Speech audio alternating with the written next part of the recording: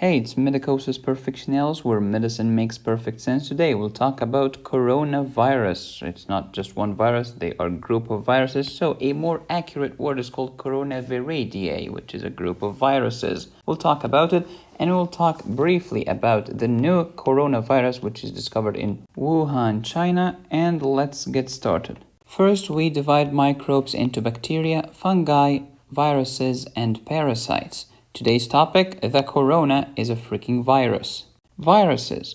A virus is not exactly a living organism. It's actually kind of in between. It's kind of living and non-living. Some people consider it as at the edge of life. Why do you consider it as a non-living thing? Because it lacks a cellular structure. Okay, why is it similar to living things? Because it can replicate very quickly indeed. That's why we call it go viral. Everybody wants to go viral, nobody wants to go bacterial. We first discovered those pathogens in about 1892 or so.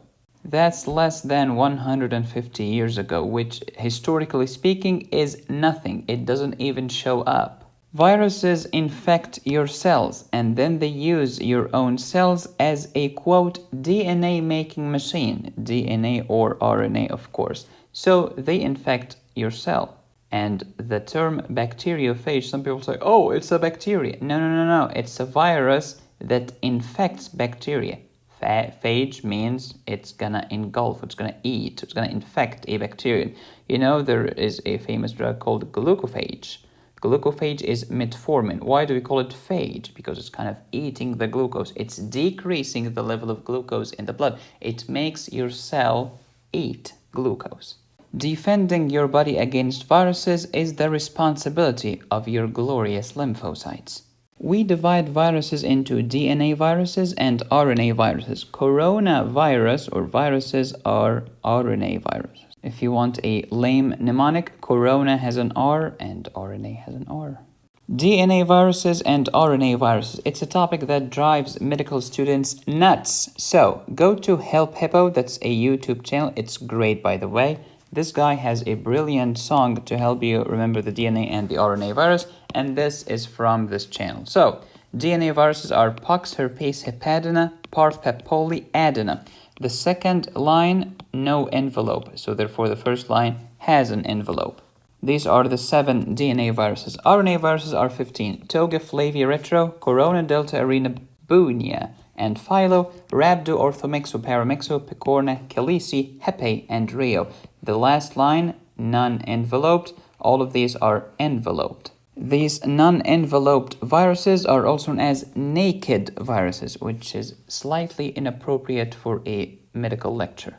Okay, let's make our discussion relevant to the current events. The Zika virus is a freaking flavivirus, which is RNA. Ebola is philo, again RNA. Corona includes common colds, viruses, SARS, which is severe acute respiratory syndrome, MERS, which is Middle Eastern respiratory syndrome. I'm from Egypt, so it hits deep.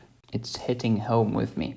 And the late 2019 coronavirus discovered in Wuhan, N for novel,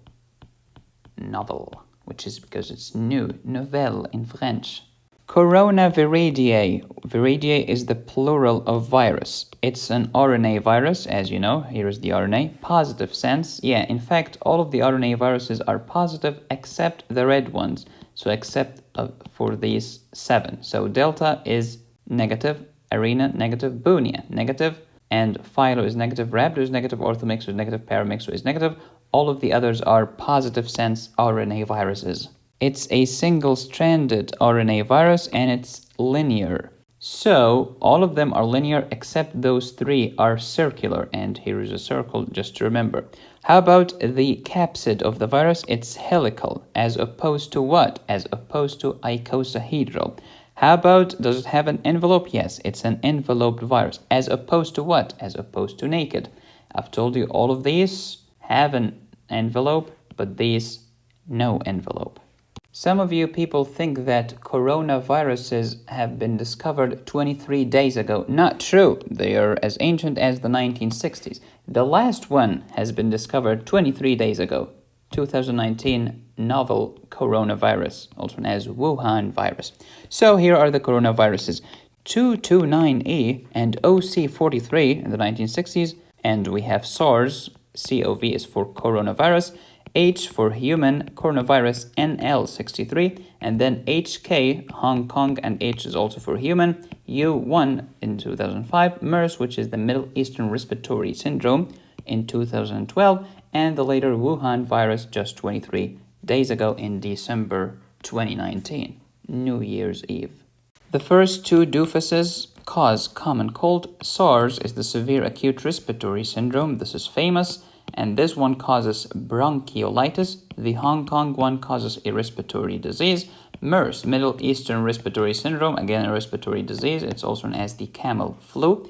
2019, this is the Wuhan coronavirus. Have you noticed all of them cause respiratory diseases? So how can we prevent them? Like wear a mask, wash your hands, do not get in contact with patients. It's just common sense. Prevention is better than cure, especially when there is no cure. Okay, let's talk about the Wuhan coronavirus. This is brand new. This is literally 23 days ago. So we do not know a lot about this virus, and I'm recording this on January 23rd, 2020. Anything can change in the next few days, weeks, or years. So please forgive me for any mistakes here. This is just as far as I know. Wuhan coronavirus is the same thing as novel coronavirus, is the same thing as Wuhan coronavirus, is the same thing as Wuhan seafood market pneumonia virus, because we do not know what to call it. It's also that 2019 nCoV for coronavirus. All of these are synonyms. Okay, give me a word that's a synonym to synonym. Okay, that's a good question for you to answer in the comment section. First cases of the Wuhan coronavirus were reported on December 31st, 2019. The initial source is still unknown. Some people argue it's the seafood in one of the markets, but it's doubted because other people who had no contact whatsoever with that market developed the coronavirus. Snakes are probable reservoir, but still we do not know. Human-to-human transmission is possible. Until January 22nd, 2019, it's not considered as a PHEIC by the World Health Organization. What the flip is PHEIC? A public health emergency of international concern. So in other words, it's considered an emergency in China, but not worldwide yet. Look, folks, newspapers love hysteria, epidemics, outbreaks, all of this because they get to sell more newspapers and they get you to click more on their articles. So, but just to put things into perspective, the number of deaths from various causes from 29th of December to the 23rd of January, not 29th, it's actually like, let's say, 31st or something. It doesn't matter that much. From heart disease, more than 1 million people died from heart disease. How about car accidents? 90,000. HIV, 49,000.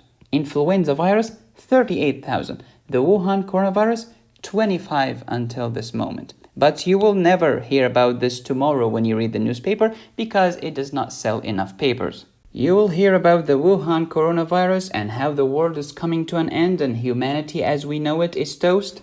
But as of this moment, you're way more likely to die from heart disease than from any coronavirus. But if you watch the news 24/7, this will increase your stress levels, which is correlated with heart disease. You're not helping anybody. And please remember Ebola. Remember when people were angry at former President Obama? They said, "Hey, President Obama, you should do something. You should ban all flights." Ban all flights? Okay, it's true that Jeffrey and his buddies are going to the beach in an airplane.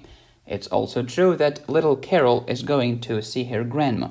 But it's also true that there is a neurosurgeon who's flying to save about 3 to 4 kids' lives. There is also a psychiatrist who is going to talk to some patients who are suicidal. When you ban all flights, you might do more harm than good. But aren't you aware, Medicosis, that China has closed down some transport? Yeah, I know it happened in some cities, not the entire country. First, we do not know yet. It might be a good idea, it might be a bad idea. It might be a good idea for China, but a bad idea for another country. I don't know, I'm not an expert on these issues. So please take my words with a grain of salt. If you have any symptoms, please talk to your doctor. And as I say, one disclaimer a day keeps the lawyer at bay. Here's a great quote from the genius Dr. Thomas Sowell. There are no solutions in life, only trade-offs. Everything will have some desired effects and some side effects. And here are some great words from the insufferable Z-Dog MD. I'm kidding, he's a great person. While Ebola's bad, let's not forget the score. C. diff, staph, and flu already kill way more. So instead of Ebola, you can say, while Corona's bad, let's not forget the score. C. diff, staph, and flu already kill way more. Okay, Medicosis, so what's your prediction about the Wuhan virus? It's difficult to make predictions, especially about the future. Let's see what happened when some people made some smart predictions.